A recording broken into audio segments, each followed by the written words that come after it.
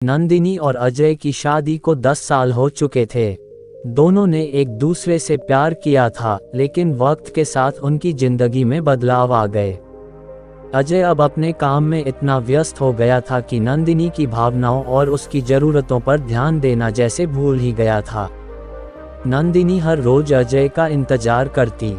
वह चाहती थी कि अजय ऑफिस से लौटकर उससे कुछ बात करे, उसका हाल चाल पूछे या बस थोड़ी देर उसके पास बैठे। लेकिन अजय घर आते ही लैपटॉप खोलकर काम में जुट जाता या फिर मोबाइल पर दोस्तों से बात करने में व्यस्त हो जाता। नंदिनी ने कई बार अपनी भावनाएं अजय के सामने व्यक्त करने की कोशिश की, लेकिन अजय इसे मामूली बात समझकर टाल देता। इतना मत सोचो नंदिनी, मैं तुम्हारे लिए ही तो मेहनत कर रहा हूँ, वह हर बार यही कहकर बात खत्म कर देता। दिन, हफ्ते और फिर महीने बीत गए। नंदिनी को लगने लगा कि अजय के लिए उसका होना या न होना मायने नहीं रखता। वह अकेलापन महसूस करने लगी। उसका दिल बार बार सवाल करता, क्या मैं इस रिश्ते में केवल एक जिम्मेदारी बनकर रह गई हूँ। एक दिन नंदिनी बाजार गई। वहाँ उसकी मुलाकात अपनी कॉलेज की सहेली सुमिता से हुई। सुमिता ने उसे देखकर गर्मजोशी से गले लगाया। वे दोनों एक कैफे में बैठकर बातें करने लगीं। सुमिता ने नंदिनी से उसकी जिंदगी के बारे में पूछा। नंदिनी ने हल्की मुस्कान के साथ कहा, सब ठीक है, लेकिन उसकी आंखों की उदासी छिप नहीं पाए। सुमिता ने उससे पूछा, क्या बात है नंदिनी, तुम्हारे चेहरे पर पुरानी चमक नहीं है। नंदिनी से रहा नहीं गया और उसने अपनी भावनाओं को खुलकर सुमिता के सामने रख दिया। सुमिता ने ध्यान से सुना और कहा, नंदिनी, किसी रिश्ते में भावनाओं की उपेक्षा सबसे बड़ा जहर है। तुम्हें अपने दिल की बात अजय से साफ साफ कहनी होगी। जब तक तुम खुद को महत्वपूर्ण महसूस नहीं करोगी, कोई और तुम्हें महत्व नहीं देगा। उस शाम नंदिनी ने अजय से बात करने का फैसला किया। उसने कहा, अजय, मैं तुमसे कुछ कहना चाहती हूँ। क्या तुम थोड़ी देर के लिए अपना काम छोड़ सकते हो? अजय ने अनमने ढंग से लैपटॉप बंद किया और पूछा, क्या हुआ? नंदिनी ने अपनी भावनाएं व्यक्त की।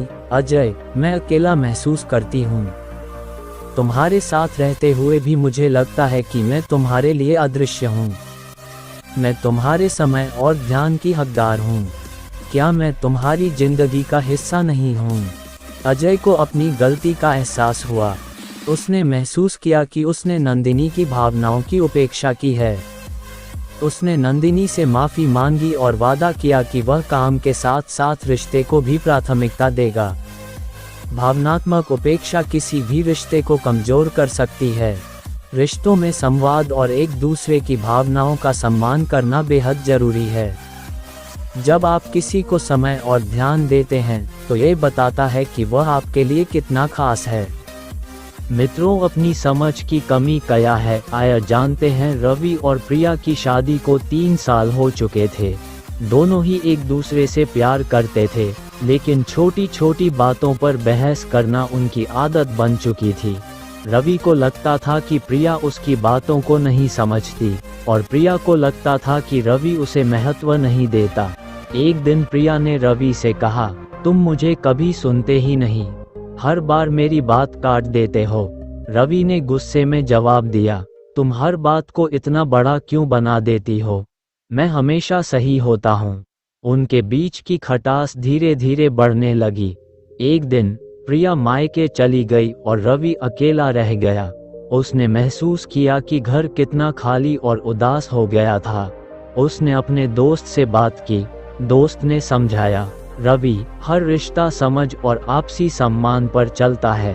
कभी कभी हमें अपने साथी के नज़रिए से चीज़ों को देखने की कोशिश करनी चाहिए। तुम्हें अपनी बातें मनवाने के बजाय प्रिया की भावनाओं को समझने की कोशिश करनी चाहिए।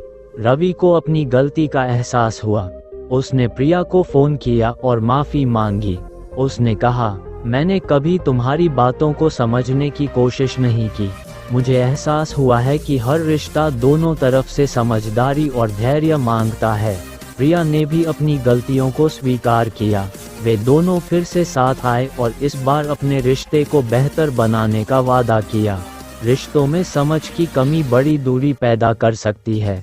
आपसी संवाद, धैर्य और दूसरे की भावनाओं को समझने की कोशिश से हर रिश्ता मजबूत बनता है। असंतोषजनक दाम्पत्य जीवन। आरव और कीर्ति की शादी को 5 साल हो चुके थे। बाहर से उनका रिश्ता सामान्य और खुशहाल दिखता था, लेकिन अंदर से दोनों के बीच एक अनकही दूरी बढ़ रही थी। आरव दिन भर ऑफिस के काम में व्यस्त रहता और घर लौटकर टीवी देखने में लग जाता। वहीं कीर्ति चाहती थी कि वह कुछ समय उसके साथ बिताए, उससे बातें करे। कीर्ति ने कई बार आरव से अपनी भावनाएं साझा करने की कोशिश की, लेकिन हर बार आरव ये कहकर टाल देता, मेरे पास इतना समय नहीं है, काम का दबाव बहुत ज्यादा है। धीरे धीरे कीर्ति को लगने लगा कि वह आरव के लिए बस एक जिम्मेदारी बनकर रह गई है। एक दिन कीर्ति ने आरव से कहा, हमारे बीच वो प्यार और अपनापन कहाँ खो गया है। मुझे लगता है कि हम साथ रहते हुए भी एक दूसरे से दूर होते जा रहे हैं। आरव ने गुस्से में जवाब दिया, तुम हमेशा शिकायत करती रहती हो। क्या तुम समझ नहीं सकती कि मैं ये सब हमारे भविष्य के लिए कर रहा हूँ। कीर्ति चुप हो गई, लेकिन उसका मन और अधिक उदास हो गया। कुछ दिनों बाद आरव के ऑफिस में एक साथी ने कहा, तुम्हारी जिंदगी में जो सबसे जरूरी लोग हैं, उन्हें अनदेखा मत करो। काम तो चलता रहेगा, लेकिन रिश्ते समय मांगते हैं। आरव को अपनी गलती का एहसास हुआ। उसने घर जाकर कीर्ति से माफी मांगी और कहा, मैंने तुम्हारी भावनाओं को समझने की कोशिश नहीं की। अब से मैं तुम्हारे साथ समय बिताने की कोशिश करूंगा। दाम्पत्य जीवन को संतोषजनक बनाने के लिए प्यार, संवाद और एक दूसरे को समय देना जरूरी है। रिश्ते तभी मजबूत होते हैं जब दोनों साथी एक दूसरे की भावनाओं को समझें और उनका सम्मान करें। बदला लेने की भावना। एक सीख भरी कहानी। नीलम और अर्जुन की शादी को 7 साल हो चुके थे। शुरुआती दिनों में उनका रिश्ता बेहद खुशनुमा था, लेकिन समय के साथ अर्जुन का व्यवहार बदलने लगा। वह नीलम को नज़रअंदाज करने लगा और उसकी छोटी छोटी गलतियों पर गुस्सा करने लगा। एक दिन नीलम को पता चला कि अर्जुन का किसी और महिला के साथ संबंध है। ये जानकर नीलम का दिल टूट गया। उसने अर्जुन से बात करनी चाहिए, लेकिन उसने अपनी गलती मानने के बजाय नीलम को दोषी ठहराया। नीलम भीतर ही भीतर गुस्से और दर्द से भर गई। नीलम ने बदला लेने की ठानी। उसने भी अपने एक पुराने दोस्त विक्रम से मिलने जुलने की शुरुआत की। वह जानबूझकर अर्जुन को दिखाने के लिए विक्रम के साथ ज्यादा समय बिताने लगी। अर्जुन ने जब ये देखा तो वह नाराज हो गया और नीलम से पूछा, तुम ऐसा क्यों कर रही हो? नीलम ने गुस्से में जवाब दिया, अब तुम्हें कैसा महसूस हो रहा है? मैंने वही किया जो तुमने मेरे साथ किया। अर्जुन को अपनी गलती का एहसास हुआ।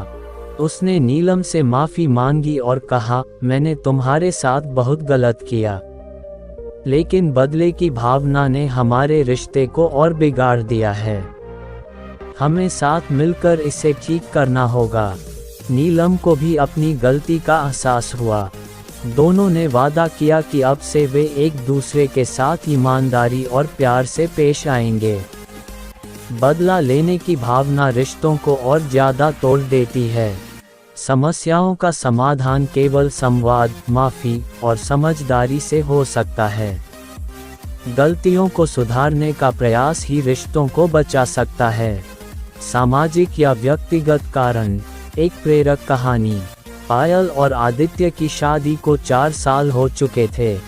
पायल एक आत्मनिर्भर और महत्वाकांक्षी महिला थी, लेकिन शादी के बाद उसने अपना करियर छोड़कर घर संभालने का फैसला किया। शुरू में सब कुछ अच्छा चल रहा था, लेकिन धीरे धीरे पायल के मन में एक खालीपन और असंतोष घर करने लगा। हर दिन वह आदित्य को ऑफिस जाते हुए देखती, जो अपने काम को लेकर बेहद उत्साहित रहता। वहीं पायल का दिन घर के कामों और परिवार की जिम्मेदारियों में बीतता। समाज में भी लोग उससे कहते, तुम तो बस घर संभालती हो, तुम्हारे पास और क्या करने को है। ये बातें पायल को भीतर से तोड़ देती। एक दिन पायल ने आदित्य से कहा, मुझे लगता है कि मेरी जिंदगी में कुछ कमी है। मैं कुछ बड़ा करना चाहती हूँ, लेकिन समाज और परिवार की अपेक्षाओं ने मुझे जकड़ रखा है। आदित्य ने ये सुनकर कहा, तुम ये सब क्यों सोचती हो? तुम्हें घर संभालने का ही तो काम है, इसमें असंतोष कैसा? पायल को लगा कि आदित्य भी उसकी भावनाओं को नहीं समझ पा रहा है। ये सोचकर वह और अधिक अकेला महसूस करने लगी। कुछ दिनों बाद आदित्य के एक दोस्त ने उसे बताया, हर इंसान को अपनी पहचान और सपनों को पूरा करने का हक है। तुम्हारी पत्नी को भी यह हक है। आदित्य ने इस बात पर विचार किया। उसने पायल से माफ़ी मांगी और उसे अपने करियर को फिर से शुरू करने के लिए प्रोत्साहित किया। पायल ने अपनी रुकी हुई पढ़ाई पूरी की और एक नई शुरुआत की। सामाजिक और व्यक्तिगत कारणों से उपजी समस्याओं का समाधान आपसी समझ और सहयोग से किया जा सकता है। हर इंसान के सपने और महत्वाकांक्षाएं जरूरी हैं। रिश्तों में एक दूसरे का समर्थन ही सच्ची साझेदारी है।